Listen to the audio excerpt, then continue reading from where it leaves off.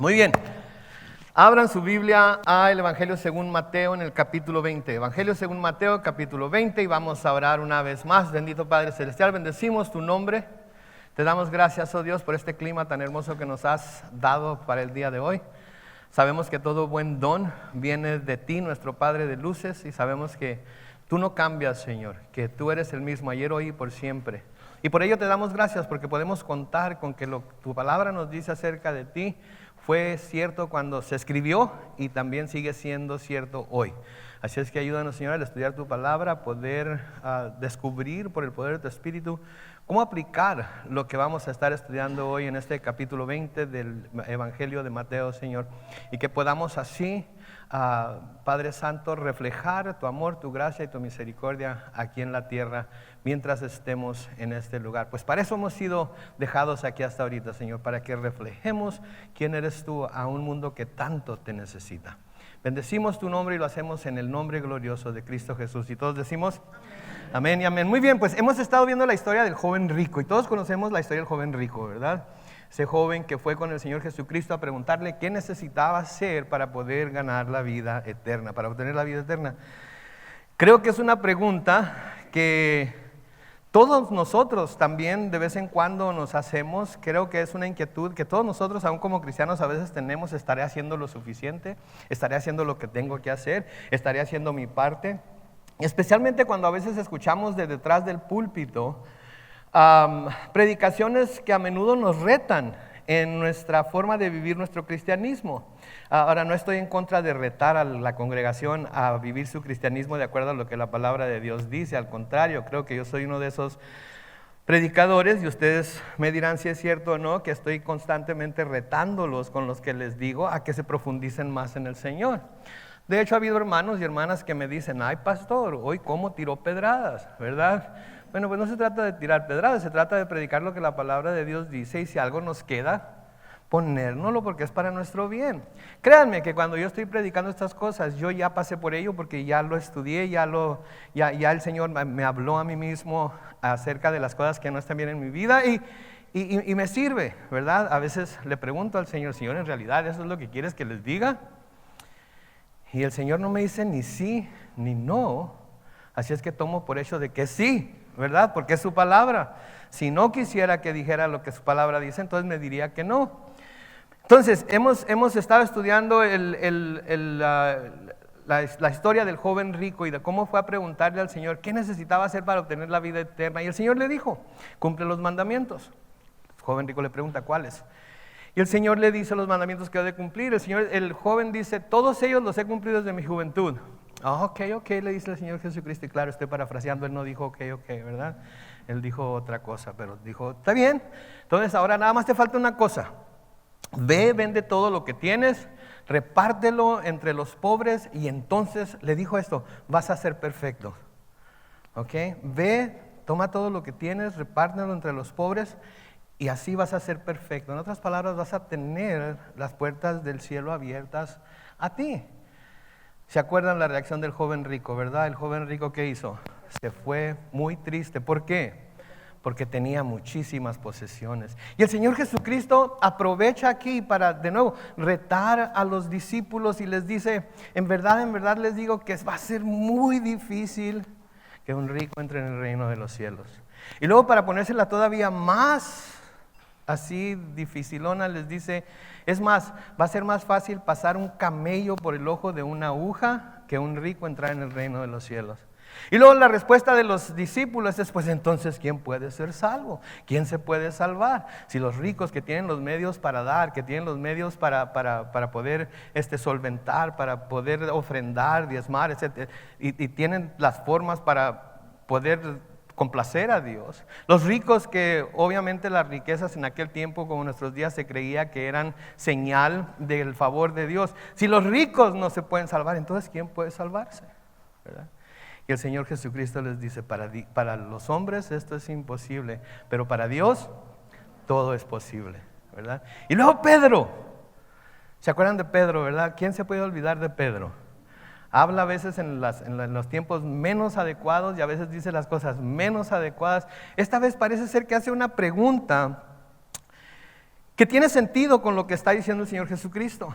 Sí, si miran ahí en el capítulo 19 y el versículo 27, nos dice ahí que entonces Pedro dijo: nosotros lo hemos dejado todo y te hemos seguido. ¿Qué ganaremos con eso? Ahora, Pedro está diciendo que lo dejó todo. ¿Qué tanto dejó? Nosotros no sabemos. Sabemos que dejó a su padre pescando solo en el mar de Galilea. Sabemos que dejó a su esposa con su suegra. Sabemos que dejó su casa y se fue a seguir al Señor, pero ¿qué tanto dejó de lo que tenía? No sabemos. Y de hecho no viene al caso. Lo que viene al caso es la pregunta que hace después de que dice: nosotros lo hemos dejado todo y te hemos seguido. ¿Qué ganaremos con eso? Porque esa puede ser una pregunta que nosotros nos hagamos también. Yo dejé mi carrera, yo dejé mi trabajo secular, por ejemplo, yo dejé mi trabajo secular en Quicksilver, viajaba mucho, me pagaban bien, lo dejé todo. Señor, ¿qué voy a ganar por haber hecho eso? ¿Verdad? Y tenemos ese pensamiento a menudo: yo he dejado todo esto, ¿qué voy a ganar? Y sí, como la hermana acaba de decir, vamos a ganar la vida eterna, pero cuando estamos dejando todas estas cosas que son tan valiosas para nosotros, nos preguntamos: ¿a dónde me va a llevar esto? ¿Me voy a quedar en la pobreza? ¿Voy a dejar, estudié tanto tiempo para ser lo que soy y ahora lo voy a dejar por el Señor? ¿Qué voy a ganar por eso? Versículo 28, el Señor les dijo: de cierto les digo que cuando todo sea hecho nuevo y el Hijo del Hombre ocupe el trono de su gloria, también ustedes, los que me han seguido, ocuparán 12 tronos para juzgar a las 12 tribus de Israel.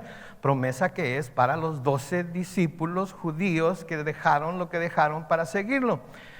Pero no solamente es una promesa que está dando el Señor Jesús aquí, sino que después vamos a ver que más que una promesa, o juntamente como promesa, también es una advertencia. Y luego dice en el versículo 29 el Señor: cualquiera que por causa de mi nombre haya dejado casas, hermanos, hermanas, padres, madre, mujer, hijos o tierras, recibirá 100 veces más y también heredará la vida eterna. Y ahí es donde quedamos nosotros, ¿verdad? Porque nosotros somos cualquieras. No somos unos cualquiera, somos cualquiera, ¿verdad? Entonces ahí es donde quedamos nosotros. Y ahí es donde nos empezamos a acomodar, ¿verdad? Cualquiera soy yo que por mi nombre haya dejado casas.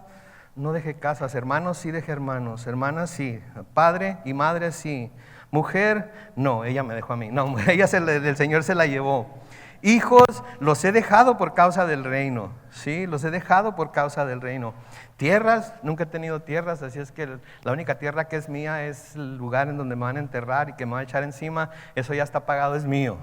Así es que nadie me lo puede quitar, ¿verdad?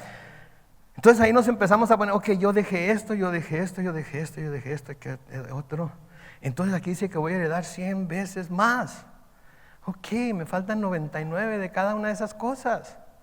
¿En dónde las voy a heredar? ¿Cuándo las voy a heredar? ¿Cuándo lo voy a recibir? Siento como que estoy dando y no viene nada para acá.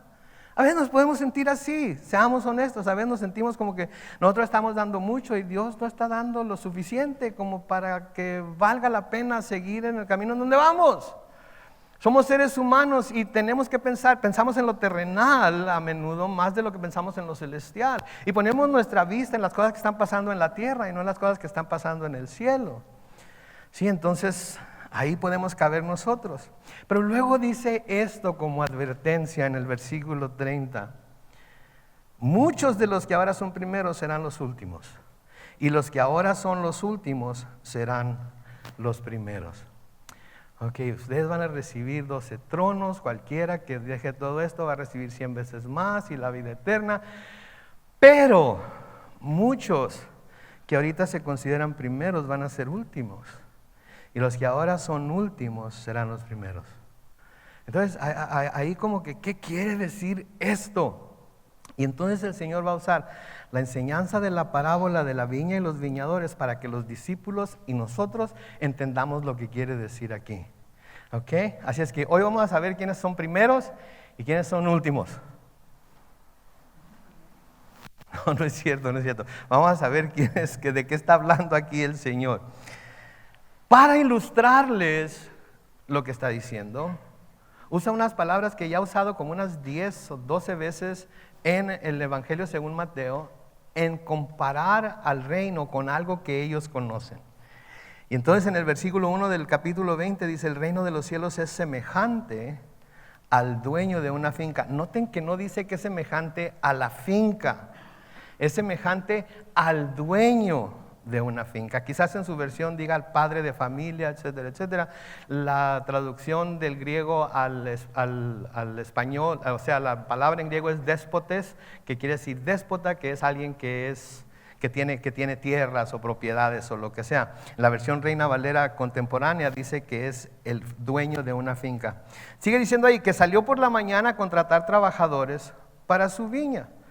Esta sería lo que se llamaría en aquel tiempo la primera hora para los judíos, o eran las 6 de la mañana. Entonces salió a las 6 de la mañana para contratar trabajadores para su viña. Versículo 2, convino con ellos en que les pagaría el salario de un día.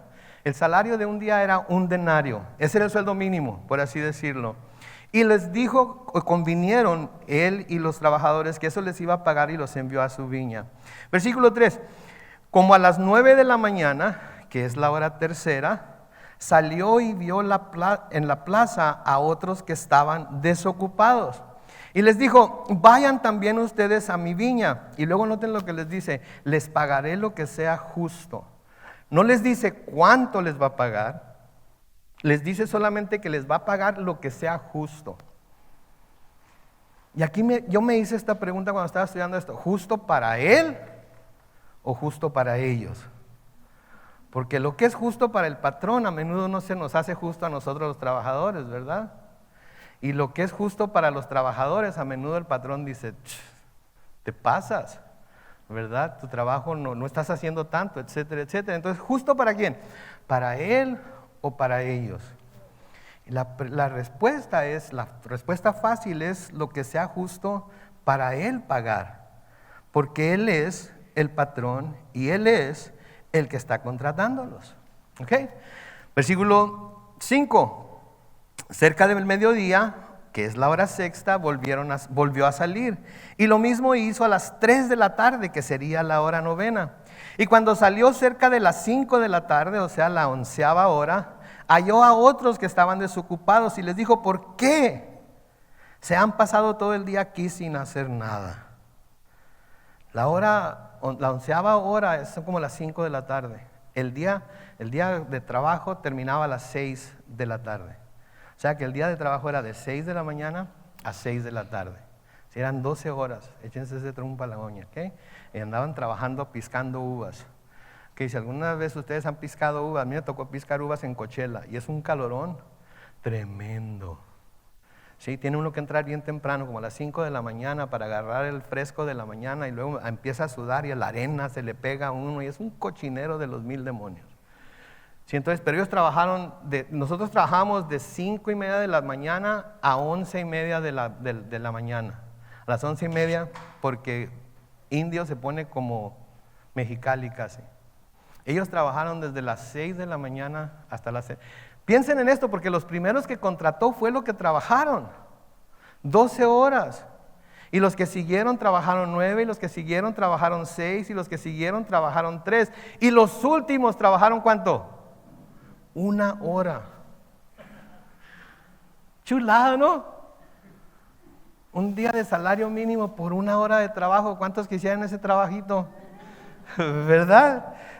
Entonces, eso es lo que está pasando aquí. Quiero que agarren la idea de lo que está pasando aquí. Entonces, cuando él va y les dice: ¿por qué se han pasado todo el día aquí sin hacer nada? En el versículo 6, les respondieron: es que nadie nos ha contratado. Y él les dijo: vayan también ustedes a la viña. Hasta aquí todo tranquilo, ¿verdad? Ok, versículo 8. Cuando llegó, ahora quiero hacer un paréntesis aquí. A menudo esto se quiere comparar o se quiere espiritualizar demasiado, tratando de interpretar lo que está pasando aquí con la obra espiritual, ¿verdad? Y los que entraron bien temprano son los más trabajadores, y así sucesivamente hasta los que están a la hora 11ª, y la gente dice: esos son los que nunca hacen nada y están ahí. No se trata de eso, ¿ok? ¿okay? Tenemos que ver el contexto de lo que se está trabajando aquí y no debemos espiritualizarlo tanto que perdemos el significado. Se cierra el paréntesis. Versículo 8 de nuevo. Cuando llegó la noche, el dueño de la viña dijo a su mayordomo: llama a los trabajadores y págales su jornal. Y luego noten lo que dice: comienza por ¿quiénes? Por los últimos y termina por los primeros. Comienza por los últimos y termina por los primeros. Hay algo tan importante aquí que no nos debemos de perder. Porque si él hubiera empezado con los primeros, vamos a suponer ustedes son de los primeros y los llaman por nombre y les dan su pago del día. ¿Qué es lo que van a hacer en cuanto les den su pago del día? Se van a ir. Pero comienza con los últimos para que los que habían llegado antes que ellos se den cuenta de lo que va a hacer. Se den cuenta de lo que está pasando. Quiere que aprendan una lección acerca del reino de los cielos. Y quiere que nosotros aprendamos una lección acerca de ese reino también. Entonces llama a su mayordomo y le dice: llama a los trabajadores y págale su jornal.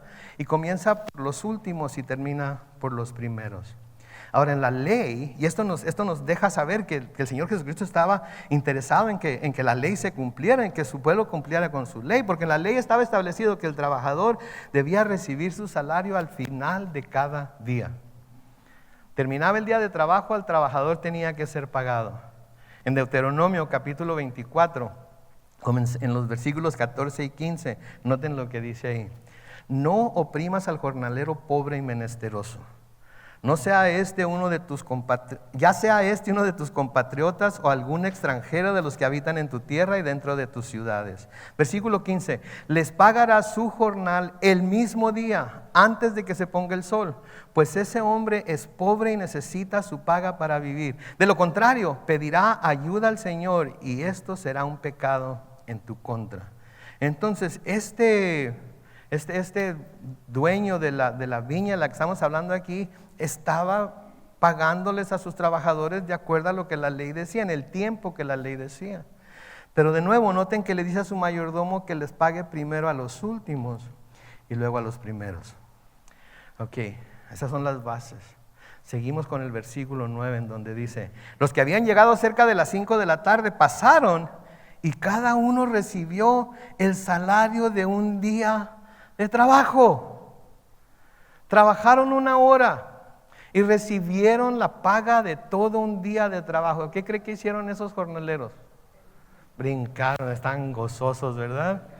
¡Qué bárbaro! Mañana me presento a las 5 otra vez. Estaban contentísimos, ¿sí? Versículo 10 dice: cuando pasaron los primeros, que estaban viendo cuánto se le iba pagando a cada uno de los que trabajaron, pensaron que recibirían más, pero cada uno de ellos recibió también el salario de un día de trabajo. ¿Justo o injusto? Favor. ¿Es justo que alguien que trabajó 1 hora reciba lo mismo que alguien que trabajó 12 horas? No, ¿para qué nos hacemos? No, miren, les digo algo, hermanos, por favor, y no lo hagan. Nunca traten de justificar lo que Dios hace, porque Dios lo hace porque es Dios. A menudo los incrédulos nos ponen entre la espada y la pared porque quieren que justifiquemos algo que Dios hace. No tenemos por qué justificar. Dios no necesita abogados defensores, ¿ok? Dios puede defenderse a sí mismo. Lo que tenemos que hacer es presentar las Escrituras como las Escrituras están, valga la redundancia, escritas. Tratar de dar la interpretación de las Escrituras de acuerdo a lo que toda la Biblia dice. Y si les gusta, gloria a Dios. Y si no les gusta, gloria a Dios también. Porque es la palabra de Dios y nosotros estamos encargadas de predicarla tal y como está escrita. Nunca, nunca, nunca, por amor de Dios, traten de justificar delante de un incrédulo algo que Dios dice en su palabra que hizo. Traten de explicarlo, pero nunca busquen justificarlo, porque no van a poder. ¿Cómo se justifica algo como lo que estamos viendo aquí? Nos iría, si nosotros fuéramos este hombre, nos iría bien aquí en la tierra pagándole, si se quejan con el Labor Commission o algo, nos iría bien. Calle, boca, pare lengua, para nada. Entonces, establezcamos que desde el punto de vista terrenal, ¿esto es justo o injusto? Ande, ya ve, así sí. Es injusto desde el punto de vista terrenal. Sí, entonces cuando pasaron los primeros, de nuevo el versículo 10, pensaron que recibirían más, pero cada uno de ellos recibió también el salario de un día de trabajo.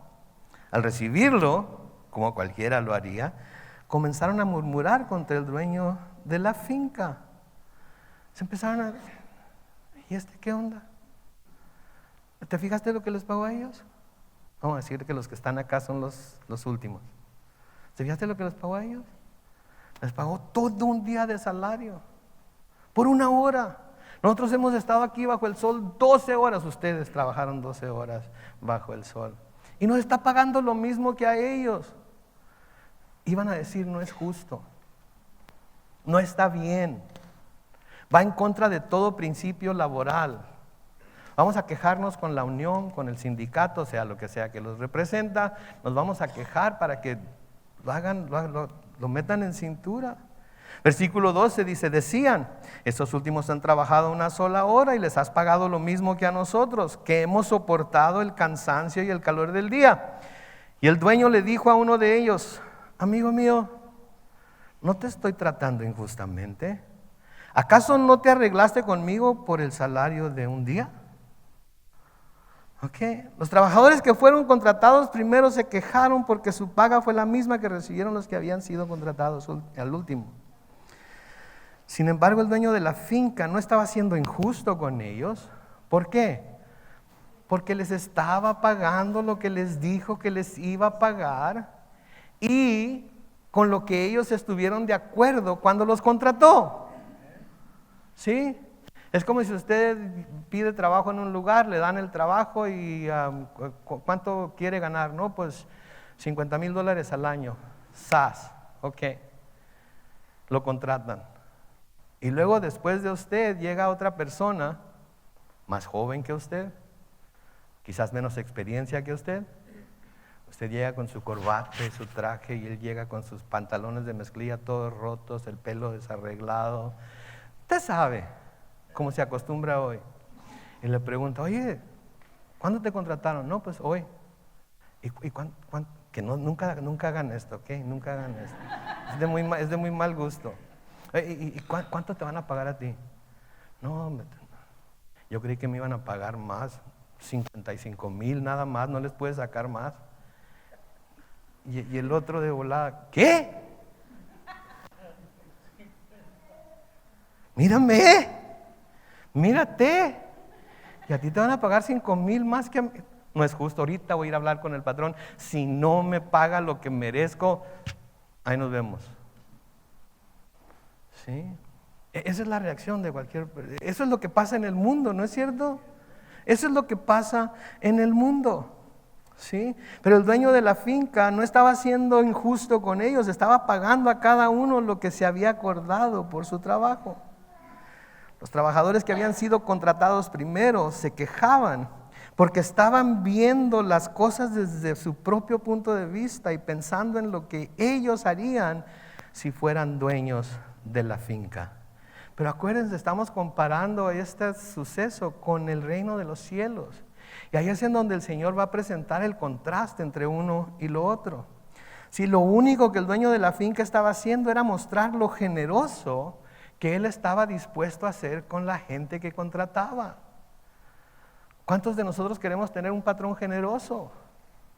Un generoso que esté dispuesto a ir esa milla extra, a que nos muestre su aprecio por nuestro trabajo, dándonos un bonus al final del año, qué sé yo, un aguinaldo, no sé, lo que se acostumbre dar en nuestros días. Me acuerdo cuando lo único que nos daban era un guajolote. ¿A ustedes le dan guajolote? Navidad, en Thanksgiving. Sí, cuando ya empezó a trabajar, mi esposa trabajaba, yo teníamos 2 guajolotes. Cuando empezó a trabajar mi hijo, 3 guajolotes.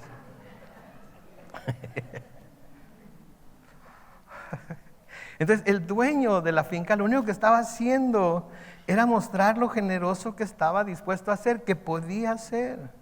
Entonces el problema no era que los primeros se les estuviera pagando menos de lo acordado, era que en los ojos de estos, a los últimos se les estaba pagando más de lo que merecían. ¿Entendieron eso?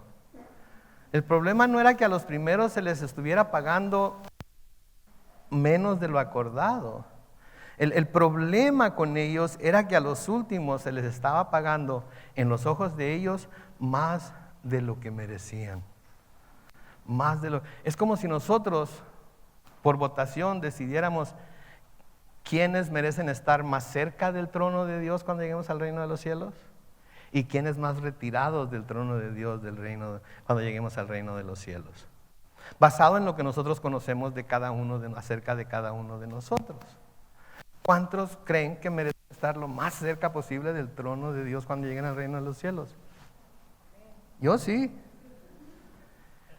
He sufrido mucho por causa del Evangelio. He dado mucho por causa del Evangelio. He dejado muchas cosas por causa del Evangelio. Yo merezco estar lo más cerca del trono de Dios que se pueda cuando llegue al reino de los cielos. Ahora, si ustedes no quieren estar cerca del trono de Dios cuando lleguen, allá ustedes. Quizás deberían de dar un poquito más, hacer un poquito más, para confiadamente decir, yo puedo decir que debo estar más cerca del trono de Dios cuando llegue al reino de los cielos. Pues haga todo lo que quiera para tratar de poder estar más cerca del reino de Dios cuando llegue al trono de los cielos. La verdad, las cosas que no le va a servir de nada. No nos va a servir de nada. Porque no se trata de lo que nosotros vemos, lo que nosotros creemos, lo que nosotros pensemos que es justo. Se trata de lo que Él ve. Porque es su cielo, es su trono. Y los lugares que están cerca del trono son para que Él los dé a quien Él quiera dárselos. Si lo merecen o no en nuestros ojos, no importa. Lo que importa es lo que Él piensa. Entonces, el problema de nuevo no era que los primeros se les estuviera pagando menos de lo acordado, era que en los ojos de ellos, a los últimos se les estaba pagando más de lo que merecían.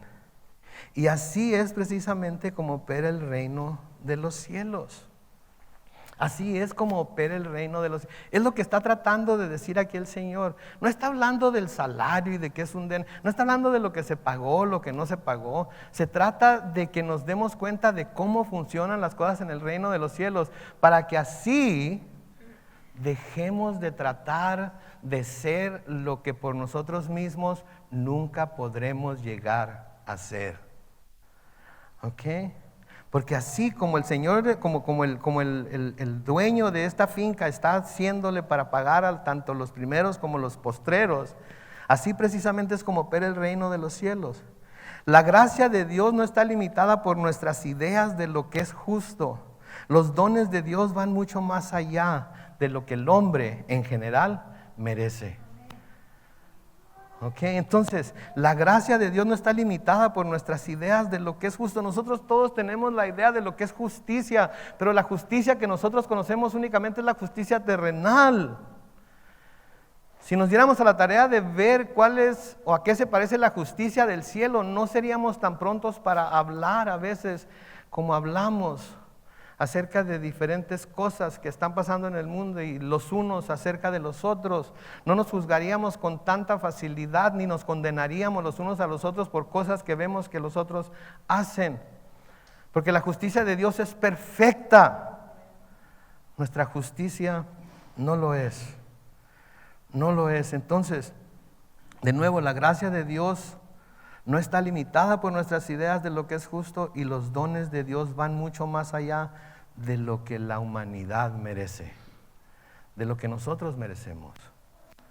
Lo que tenemos de Dios ahorita ha sobrepasado por kilómetros lo que merecíamos como seres humanos pecadores que somos.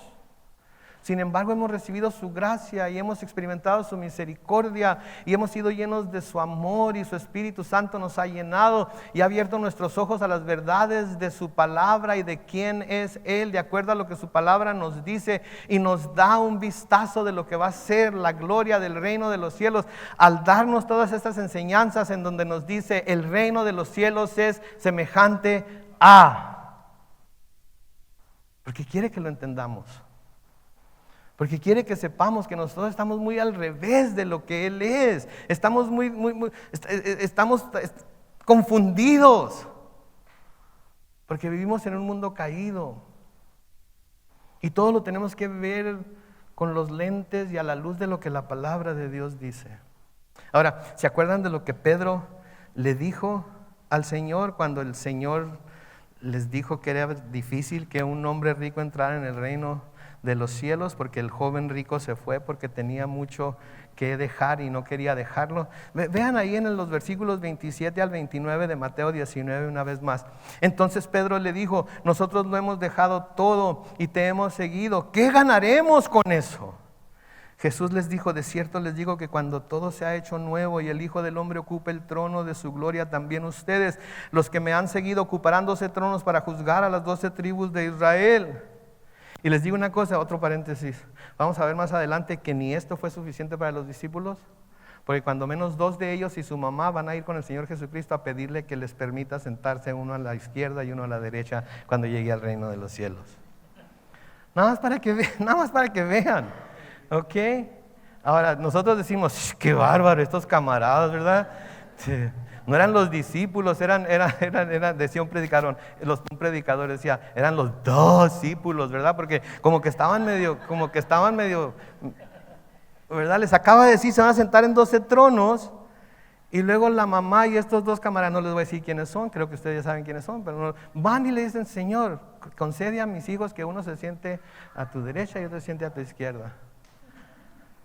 Ahora, no era suficiente el trono, era que tenía que ser el que estuviera al lado de él, ¿verdad? Versículo 29 de nuevo de Mateo 19 dice: cualquiera que por causa de mi nombre haya dejado casas, hermanos, hermanas, padre, madre, mujer, hijos y tierras, recibirá 100 veces más y también heredará la vida eterna. Pero de acuerdo con esta parábola, la manera de recompensar de Dios no es como la práctica del hombre de dar recompensas. Porque tanto el uno, los discípulos que lo siguieron, como los otros, los que dejen padre, madre y todo lo demás, lo que ellos van a recibir, la recompensa que van a recibir, no se va a basar en lo que cada uno de ellos haya dejado o dado, sino en ¿qué? En la gracia, misericordia y generosidad de Dios el Padre, que en Dios el Hijo nos ha dado todas las cosas para disfrutarlas, y que por medio del Espíritu Santo nos está enseñando constantemente a qué se parece el reino de Dios. ¿Sí? Entonces, cuando estos camaradas van y le dicen al dueño de la finca: pero ¿qué está pasando? ¿Por qué a ellos les estás pagando lo mismo que a mí? O etcétera, etcétera, porque ellos trabajaron 1 hora nada más. Noten en el versículo 14 de Mateo 20 lo que el dueño de la finca les dice: esa es tu paga, tómala y vete. Si yo quiero darle a este último lo mismo que te doy a ti, ¿no tengo el derecho de hacer lo que quiera con lo que es mío? Luego la pregunta que le hace en el versículo 15: ¿o tienes envidia porque yo soy bueno? Ahorita hay mucho argüende, ¿verdad? Porque, chihuahua, no me gusta hablar de la política. Dicen que hay 2 temas que no se deben tratar nunca, ¿verdad? La religión y la política. Desafortunadamente, así como lo era para mi padre, desafortunadamente para ustedes también, mis 2 temas preferidos para platicar de ellos son la religión y la política. Y ahorita se está haciendo mucho argüende por todas las cosas sociales que está haciendo el presidente de Estados Unidos, no voy a decir su nombre, creo que todos ustedes como buenos ciudadanos del USA saben quién es, pagando cuentas de estudiantes, abriendo las fronteras, dándoles a todo cuanto pase seguro médico, una feria para gastar, para que se echen una soda, unas palomitas en el cine, teléfono celular gratuito, etc. Y hay un argüende. Ay, Dios del cielo. Paciencia, Señor, paciencia. Hay mucha gente quejándose por ello. Y toda esa gente que... No me malentiendan, no estoy diciendo que están equivocados en presentar su punto de vista. Pero cuando lo hacen con tanta pasión, cuando lo hacen con tanta... se parecen a estos hombres que fueron a quejarse de que a ellos les pagaron lo mismo que a lo que les pagaron a los últimos. Yo sí sentí envidia, porque a mí me llevó como 5 años pagar mi colegio, por tanto que tuve que pagar, pero lo tuve que pagar. Pero luego pensé, ¿sabes qué, Señor? Tú estás abriendo las puertas del cielo para estas personas, gloria a Dios. O sea, sí está mal lo que está pasando por acá, en el sur, etcétera, etcétera. Sí está mal. Pero mis padres, cuando se vinieron legalmente a Estados Unidos, se tuvieron que poner en fila, tuvieron que esperar su tiempo. A nosotros nos tuvieron que dejar en Mexicali por un tiempo hasta que tuvieran suficiente tiempo aquí en Estados Unidos para poder solicitarnos, pedirnos que nos trajeran. Tuvimos que vivir cierto tiempo aquí para finalmente poder... Todo lo hicimos bien. Y ahora cuando veo todo lo que está pasando, sí hay algo que dice...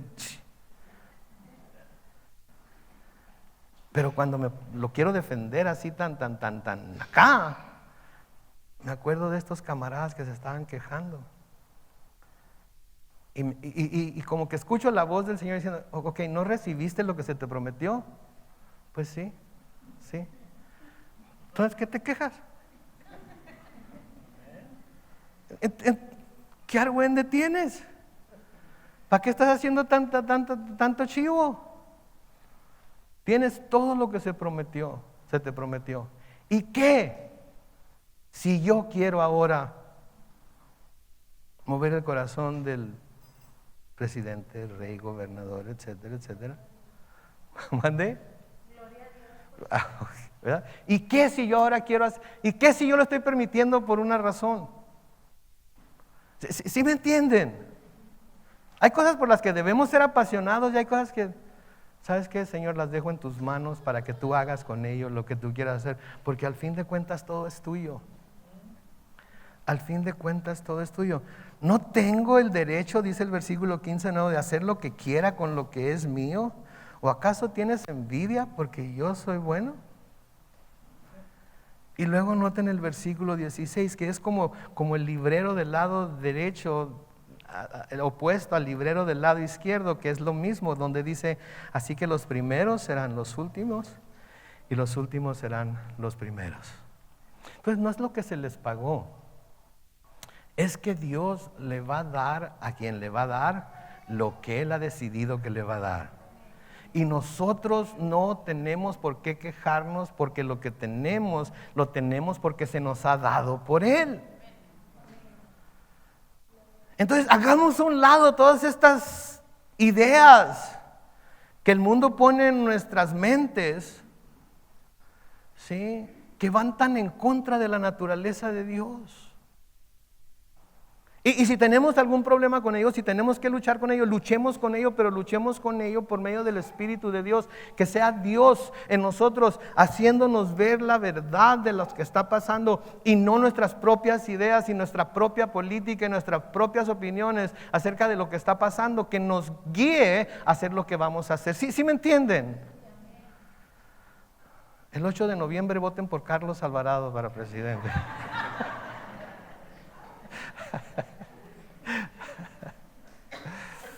Compañeros trabajadores de la industria textil, Trabajé mucho en la industria textil, por eso. Ok. Les encargo que todas las semanas traigan un tomate o algo y cuando me empiece a salir por la tangente así, alguien que tenga buen tino, tomatazo. De nuevo, versículo 16, así que los primeros serán los últimos y los últimos serán. Hay una lección muy importante aquí. Hay una lección muy importante aquí que el Señor está tratando de enseñarles. Y se encuentra en el contexto, y de hecho en un contexto más amplio de lo que tenemos aquí en este pasaje de Mateo. Porque sí, la verdad de las cosas es que el Señor va a decidir a quién le va a dar qué y cuándo y etcétera, etcétera. Y nosotros no tenemos por qué enojarnos si Él es el que lo está haciendo. Y si no lo está haciendo, lleguemos a la conclusión de que Él está dejando que suceda así porque Él tiene un propósito en ello. Y va a ser mucho más fácil decir, ok, Señor, otra de estas y sí me va a dar un ataque al corazón, pero te lo dejo a ti para que tú decidas. Entonces, de nuevo, en un contexto más amplio de lo que tenemos aquí en Mateo, de lo que nos está tratando de decir el Señor de una manera más amplia, es que aquellos que fueron contratados primero representan al pueblo de Israel. Representan al pueblo de Israel, porque ellos habían recibido de parte de Dios, por medio de Moisés y de los profetas, etcétera, etcétera, las promesas, los pactos y los mandamientos de Dios. Ellos fueron los primeros. Él escogió a Abraham para que por medio de Abraham y de su familia fueran bendecidas todas las familias de la tierra. En este caso entonces, él, Abraham y sus descendientes eran los primeros. Fueron los primeros. ¿Sí? Fueron los primeros a los que Dios les habló. En Romanos capítulo 3, los versículos 1 y 2, dicen lo siguiente. Entonces, ¿qué ventaja tiene el judío?, pregunta Pablo. ¿De qué sirve la circuncisión? Y luego noten en el versículo 2, de mucho y por muchas razones. En primer lugar, a los judíos se les confió la palabra de Dios. No tendríamos la palabra de Dios si no se les hubiera dado primero a los judíos. Palomita. Fueron los primeros. Fueron los primeros en recibir la palabra de Dios, el conocimiento de Dios. A ellos se les dio a conocer Dios primero. En Romanos capítulo 9 ahora, los versículos 3 al 5, Pablo diciendo aquí de nuevo, porque desearía ser yo mismo maldecido y separado de Cristo por amor a mis hermanos, por los de mi propia raza, que son israelitas. Noten, de ellos son la adopción, la gloria, el pacto, la promulgación de la ley, el culto y las promesas. De ellos, dice el versículo 5, son los patriarcas, y de ellos, desde el punto de vista humano, vino Cristo, el cual es Dios sobre todas las cosas. Bendito sea por siempre. La iglesia dice, amén. Por ellos. No, hay razón para que el diablo los odie como los odia, ¿no es cierto? Porque por ellos se desenvolvió el plan que Dios tenía para salvar a la humanidad. Y hay mucha gente que dice que Dios ya desechó a los judíos y ahora nosotros, la iglesia, hemos tomado el lugar de ellos. No se dejen engañar.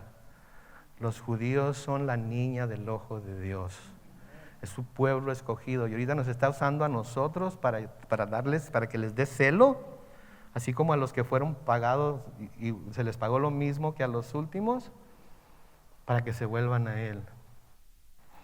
Entonces, de ellos son los patriarcas, de ellos, sí, desde el punto de vista humano vino Cristo, de ellos es la ley, la promulgación de la ley, la adopción, la gloria, el pacto. Ellos fueron adoptados antes que nosotros. Los judíos no son hijos genéticos de Dios, fueron adoptados. Abraham fue adoptado a la familia de Dios, así como nosotros fuimos adoptados a la familia de Dios. Y la razón por la que nosotros podemos ser adoptados a la familia de Dios es porque ellos fueron adoptados y de ellos salió el Cristo por medio del cual nosotros somos adoptados. En Efesios capítulo 2, los versículos 11 y 12, dice, por lo tanto ustedes que por nacimiento no son judíos y que son llamados incircuncisos, por los que desde su nacimiento han sido físicamente circuncidados, ustedes, los gentiles, deben recordar esto. En aquel tiempo ustedes estaban, ¿cómo? Sin Cristo. Vivían, ¿cómo? Alejados de la ciudadanía de Israel. ¿Y qué eran? ajenos a los pactos de la promesa, que vivían en un mundo sin Dios y sin esperanza. ¿Por qué? Porque no éramos parte de los primeros. Porque no éramos parte de los primeros.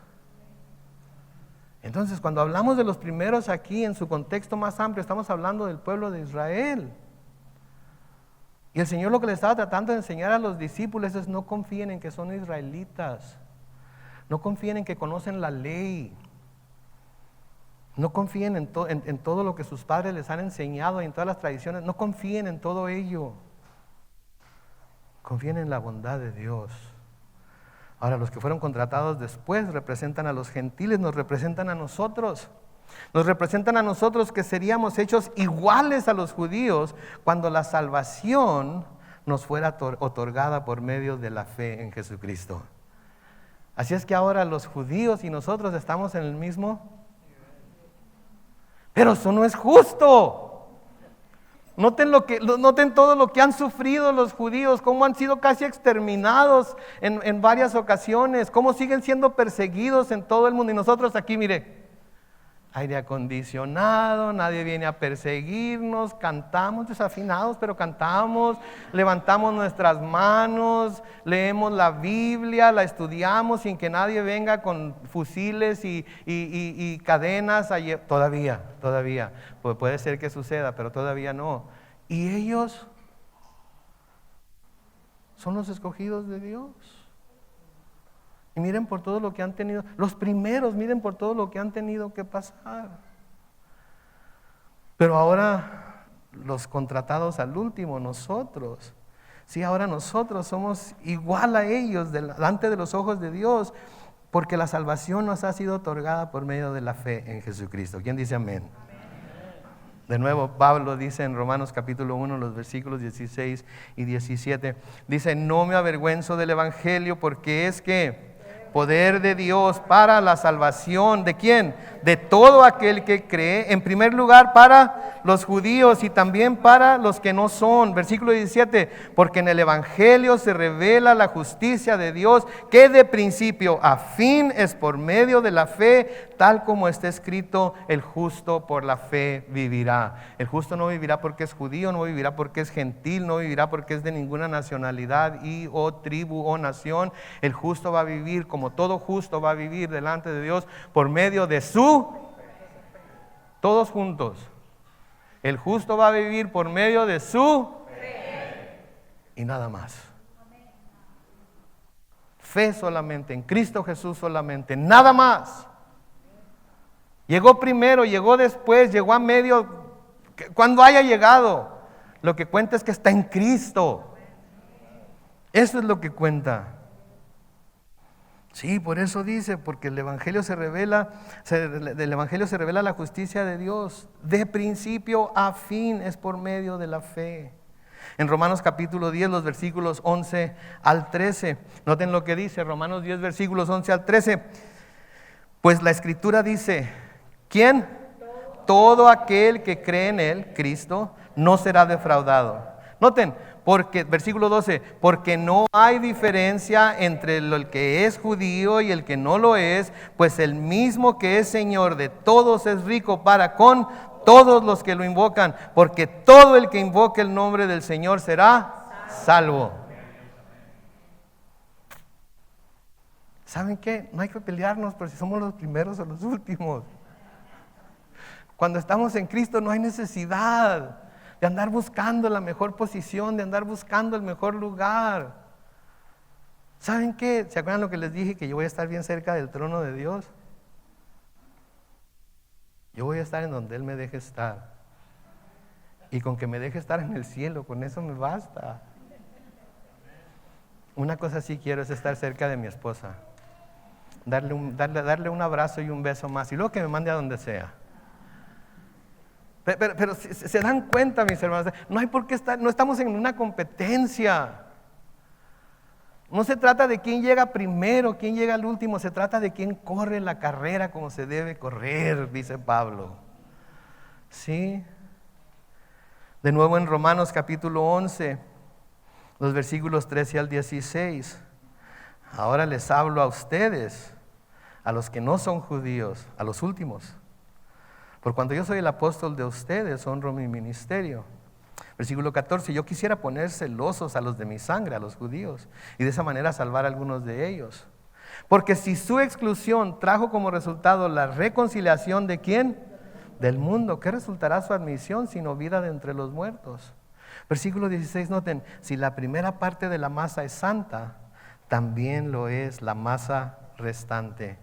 Y si la raíz es santa, también lo son las ramas. ¿Qué? Entonces, si ellos son santos y están siendo probados ahorita y están siendo hechos celosos, porque son celosos de los cristianos. Uy, es un argüente tremendo cuando decimos que Jesús es el Mesías. ¿Cómo se atreven? ¡Qué bárbaro! Nuestro Mesías no va a venir a morir en una cruz como cualquier criminal. Nuestro Mesías va a venir a liberarnos. Ya los pueden ser libres desde este momento si tan solo lo reconocen como su Mesías. Y entonces van a pasar a ser parte de los últimos, pero tendrán los beneficios y privilegios de los primeros. ¿Se dan cuenta cómo funciona la economía del cielo aquí? Es tan contrario a lo que nosotros tenemos aquí en la tierra, ¿no es cierto? Tan contrario. De nuevo Pablo en Romanos 11, comenzando con el versículo 17, noten lo que dice: si alguna de las ramas fueron cortadas y tú, que eres un olivo silvestre, fuiste injertado en su lugar y has venido a participar de la raíz y de la rica savia del olivo, no te jactes contra las ramas. Y si te jactas, conviene que sepas que no eres tú el que sustenta la raíz, sino que es la raíz que te sustenta a ti. Ustedes que son gentiles, que han sido bienvenidos a la familia de Dios, que han sido bienvenidos al pueblo de Dios, no se crean ahora porque han sido bienvenidos al pueblo de Dios, que ellos ya no cuentan. No crean que tienen un lugar especial porque ustedes sí creen en Jesucristo. Tienen el lugar especial porque Dios decidió dárselos por medio de Jesucristo a todo aquel que cree en Él. Noten lo que dice de nuevo el versículo 18: no te jactes contra las ramas, y si te jactas conviene que sepas que no eres tú el que sustenta la raíz, sino que es la raíz, que es Jesús, la que te sustenta a ti. Tal vez digas: las ramas fueron cortadas para que yo fuera injertado. De acuerdo, pero ellas fueron cortadas por su incredulidad y tú te mantienes firme por la fe. Por lo tanto, no seas soberbio, sino temeroso. Porque si Dios no perdonó a las ramas naturales, tampoco a ti te perdonará. Por lo tanto, toma en cuenta la bondad, número 1, la bondad, número 2, la severidad de Dios. Severidad para con los que cayeron, pero bondad para contigo. Si permaneces en esa bondad, pues de otra manera también tú serás cortado. ¿Ok? No te quejes tanto de los segundos están ganando lo mismo que tú. Y no te quejes de que los primeros se llamen primeros. Primero es nada más que un número. Cuando estemos en el cielo, todos vamos a estar parejitos delante de Dios. Ya no va a ser como en el templo de los judíos, que tenían atrio para las mujeres, atrio para los gentiles, atrio para esto, atrio para aquello. Y es más, todavía en el muro, se llama muro de los lamentos, pero en realidad es muro occidental de la ciudad de Jerusalén. Todavía cuando se va a orar a ese muro, las mujeres están del lado derecho, los hombres están del lado izquierdo y nunca se juntan los dos. De hecho, hay una barrera de madera entre lo uno y lo otro. Porque esa es la manera de ellos. Pero Dios, el Señor, por medio de su Hijo Jesucristo, vino a hacernos un solo pueblo. Primeros, últimos, no importa. Estamos en Cristo. Para terminar aquí esta mañana, vamos a leer juntos Efesios, capítulo 2, comenzando con el versículo 13. Y cuando empiece a leer el grupo de alabanza que pase al frente, por favor. Efesios capítulo 2, versículos 13 al 22 dice: pero ahora, en Cristo Jesús, ustedes que en otro tiempo estaban lejos, han sido acercados por la sangre de Cristo, porque Él es nuestra paz. De dos pueblos hizo uno solo al derribar la pared intermedia de separación. Versículo 15, y al abolir, ¿en qué? en su propio cuerpo las enemistades. Él puso fin a la ley de los mandamientos expresados en ordenanzas para crear en sí mismo de los dos pueblos una nueva humanidad, haciendo la paz, para reconciliar con Dios a los dos en un solo cuerpo mediante la cruz, sobre la cual puso fin a las enemistades. Versículo 17, Él vino y a ustedes que estaban lejos les anunció las buenas nuevas de paz, lo mismo que a los que estaban cerca. Por medio de Él, unos y otros tenemos acceso al Padre en un mismo espíritu. Por lo tanto, ustedes ya no son extranjeros ni advenedizos, sino conciudadanos de los santos y miembros de la familia de Dios. Y están edificados sobre el fundamento de los apóstoles y los profetas, cuya principal piedra angular es ¿quién? Jesucristo mismo. Versículo 21, en Cristo todo el edificio, bien coordinado, va creciendo para llegar a ser un templo santo en el Señor. En Cristo también ustedes son edificados en unión con Él, para que allí habite Dios en el Espíritu. Primeros, últimos, en el reino de los cielos no va a haber. En el reino de los cielos todos vamos a ser presentados como hijos del Dios Altísimo. ¿Y saben qué? Va a haber gente que en el mismo rapto va a creer en Jesús. ¿Y saben en dónde van a estar? En el cielo con nosotros. ¿Y qué vamos a decir? Pero ellos acaban de creer. No tuvieron chance de sufrir nada, no tuvieron chance de pasar por ninguna.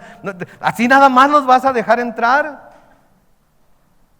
Mis hermanos, pónganse a pensar, así nada más nos dejó entrar a nosotros. Por su pura gracia, por su pura misericordia, por su pura bondad. ¿Vamos a tener envidia de ellos simplemente porque Él decide ser bueno? De ninguna manera.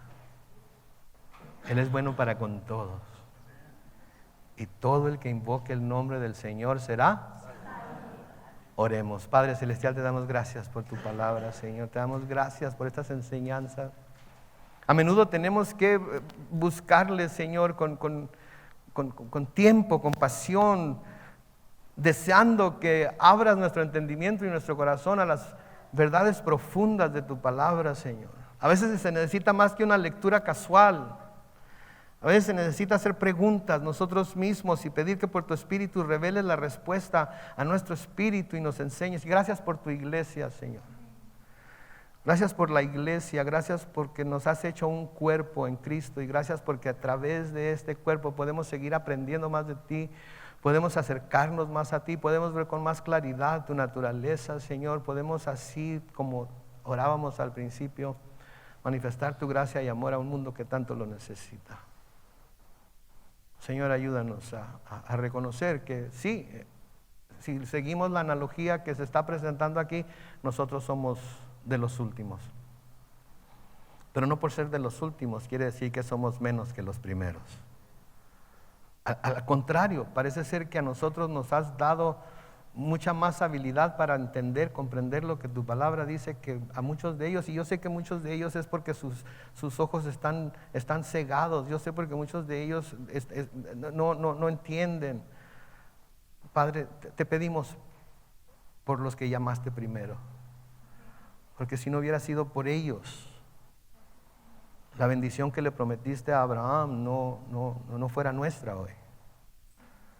Porque si no hubiera sido porque les diste tu palabra a ellos y ellos diligentemente la escribieron y la copiaron a través de los siglos y ahora nosotros la podemos leer y estudiar y entender, no tendríamos la claridad que tenemos y disfrutamos acerca de quien tú eres por medio de ella. Te damos gracias que por medio de ellos, según la carne, vino tu Hijo Jesucristo a esta tierra y nos salvó. Y los puede salvar tanto a ellos como a nosotros. Te damos gracias porque en Él somos un solo pueblo delante de ti. Señor, ayúdanos aunque todavía no estamos físicamente en el reino de los cielos, ayúdanos a vivir como ciudadanos de ese reino. A no dejarnos influenciar tanto por los sucesos y maneras de pensar y corrientes que hay aquí en la tierra. Que tu palabra sea la que guíe nuestros pasos. Ayúdanos a tomar todo pensamiento cautivo. Sí, a veces somos muy apasionados por algunas cosas, pero ayúdanos a reconocer cuando esa pasión nos lleva a un punto opuesto al que tú te encuentras, Señor. Ayúdanos a gozarnos por cada pecador arrepentido, sea cuando es niño o sea cuando está en su lecho de muerte, sabiendo que ese pecador, las puertas del cielo le fueron abiertas porque tu Hijo Jesucristo decidió dejar su trono en el cielo para venir a salvarlo, así como nos salvó a nosotros. Ayúdanos, Señor, a nunca vernos ni como primeros ni como últimos. Ayúdanos, Señor, a simplemente vernos como tus hijos, adoptados por ti, recibidos en tu familia. Y un día seremos recibidos en tu reino para toda la eternidad. Bendecimos tu nombre, en el nombre glorioso de Cristo Jesús. Y todos decimos...